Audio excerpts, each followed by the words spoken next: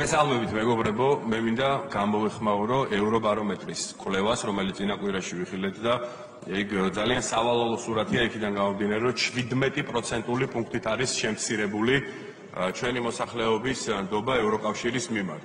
რა ძალიან სამწუხაროა და რაშიც რა თქმა უნდა ჩვენი ხელისუფლების პასუხისგებლობა არის ნული.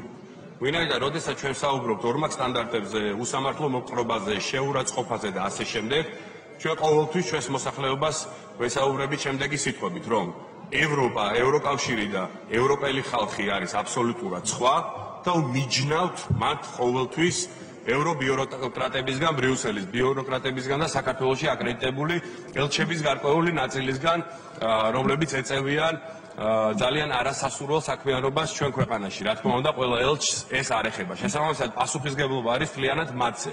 და მე მინდა ახლა მაგალითებით ჩავყვე, თუ რამ გამოიწვია ამ ნდობის შემცირება ჩვენ საზოგადოებაში, მიუხედავად იმისა, რომ ჩვენს პარტნიორებს ყოველთვის ვაფრთხილებდით, რომ მათი ეს უსამართლო მოპყრობა იქნებოდა კონტრპროდუქტიული.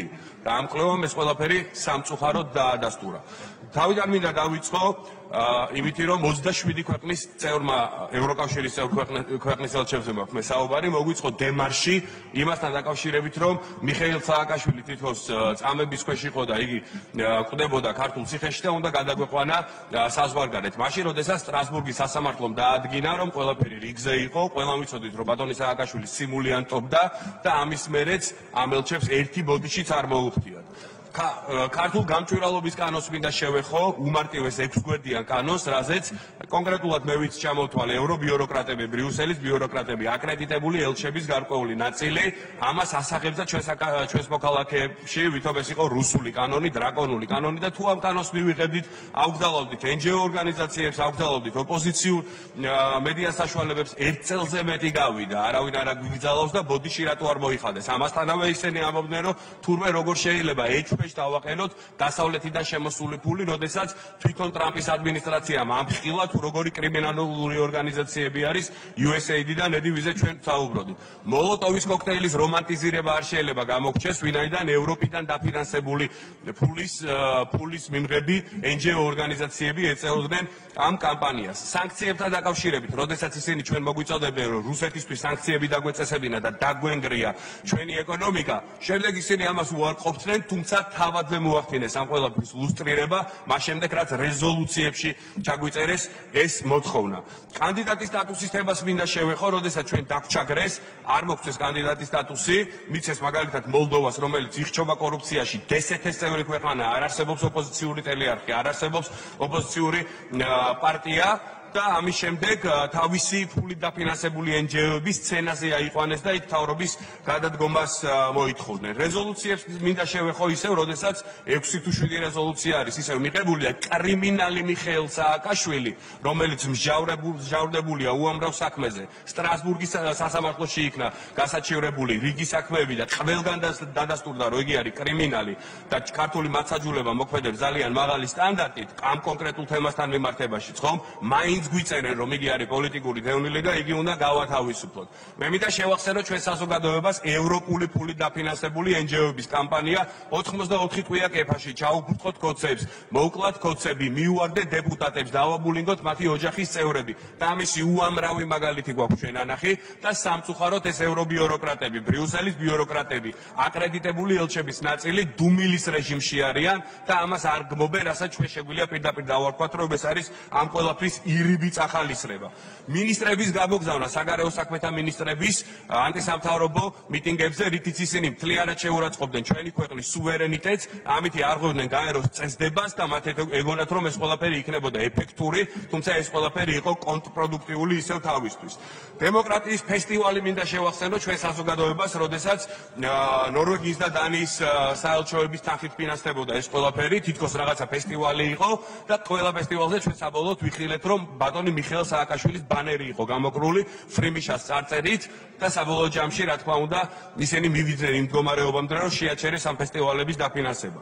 მიხეილ როთის და მსგავსი ფიგურების ვიზიტები მინდა გავიხსენო, როდესაც ბატონი როთი შეურაცხყოფდა ჩვენს ეკლესიას და ასე შემდეგ, ჩამოდიოდა მანამდე ქალბატონი კრამონი ყავდა და ეხლა ქალბატონი რასა გამოიყვანეს და გონიათ რომ ეს ფიგურები, ბჭყალებში ფიგურები ჩვენი საზოგადოებისთვის მისაღებია, რომლებიც ზიზღის ენით გვესაუბრებიან და ფაშისტურ განცხადებებს აკეთებენ პირდაპირ ჩვენი მოქალაქეების მისამართით.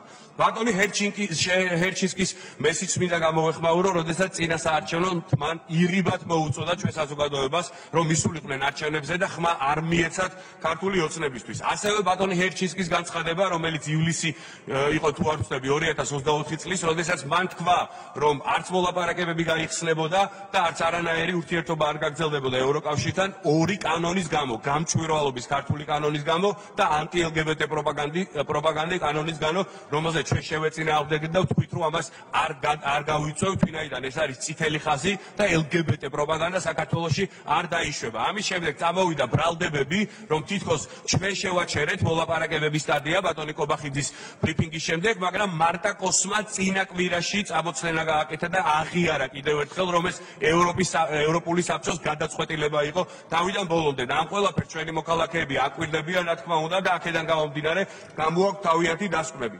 არჩევნებს რო გვიწუნებენ და რეზოლუციებში რო გვიწერენ, რომ ახლიდან უნდა ჩატარდეს რიგარეში არჩევნები, რის საფუძველზე ერთი მტკიცებულება მაინც დადეს ამასთან დაკავშირებით?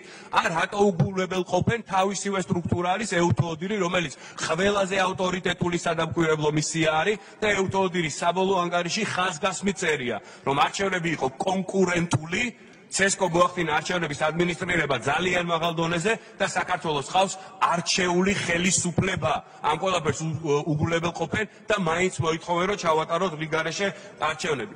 ამის შემდეგ არჩევნების მერე ვიხილეთ დელეგაციებზე გვიგზავნიდნენ, რომლებიც ადიოდნენ სცენაზე და პირდაპირ მაედანიზაციისკენ მოუწოდებდნენ ჩვენ საზოგადოებას და მერე პირდაპირ ეთერშიც ერთვებოდნენ შვედეთიდან, ასე ვთქვათ, გამოგზავნილი ევროპარლამენტარის შემილია შეგახსენოთ, პირდაპირ ეთერში მოუწოდებდა ჩვენ საზოგადოებას, რომ დროა რო ქუჩაში გამოსულიყვნენ და დაემეორებინათ ის სცენარი, რა სცენარიც ვითარდებოდა უკრაინაში.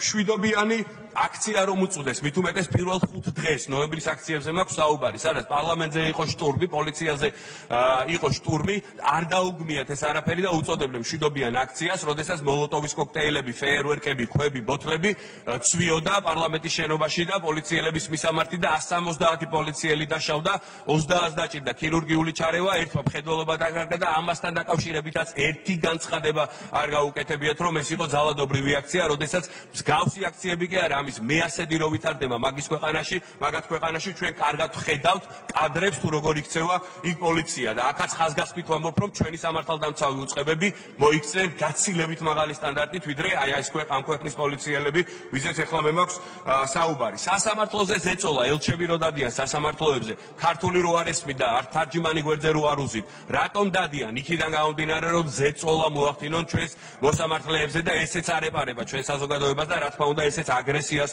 იწვევს ჩვენ საზოგადოებაში. პარტიების აკრძალვასთან დაკავშირებით, რომ ლექციებს გვიკითხავენ, როდესაც ნაციონალური მოძრაობა, ეხა ყველა ვადევნებთ, მით უმეტეს საგამოძიებო კომისიას, კრიმინალური დაჯგუფება, სისხლიანი რეჟიმი, ტოტალიტარული რეჟიმი, რომელიც თავიდან ბოლომდე აწყობილი იყო იმაზე, რომ ადამიანები გაენადგურებინათ, ბიზნესის რეკეტი მომხდარიყო, ოჯახების საძინებლებში თვალთვალი ყოფილიყო და არაადამიანური მოპყრობა. მაშინ, როდესაც მაგალითად გერმანიის მაგალითზე AfD-ს აკრძალვას რო აპირებენ, ხო, ისინი წინასწარ მეტყველებენ, რომ AfD შეიძლება რაღაცები ჩაიდინოსო და ჩვენ, როდესაც ფაქტებით გვაქვს დამტკიცებული რა აქვს შადენილი ნაციონალურ მოძრაობას, ჩვენ გვსაყვედურობენ. ქალბატონი მარი ლე პენი საფრანგეთში აკრძალეს, 5 წლით ვეღარ მიიღეს პოლიტიკაში მონაწილეობას, ყველაზე მაღალი რეიტინგის მქონე პოლიტიკოსი და ასე შემდეგ. ესეც არ ეპარება ჩვენ საზოგადოებას და რა თქმა უნდა ესეც არის ასმაგის სტანდარტი, რაც იწვევს აი ამ აგრესიულ დამოკიდებულებას და რაც იწვევს კლებას ევროკავშირის დობის მიმართ.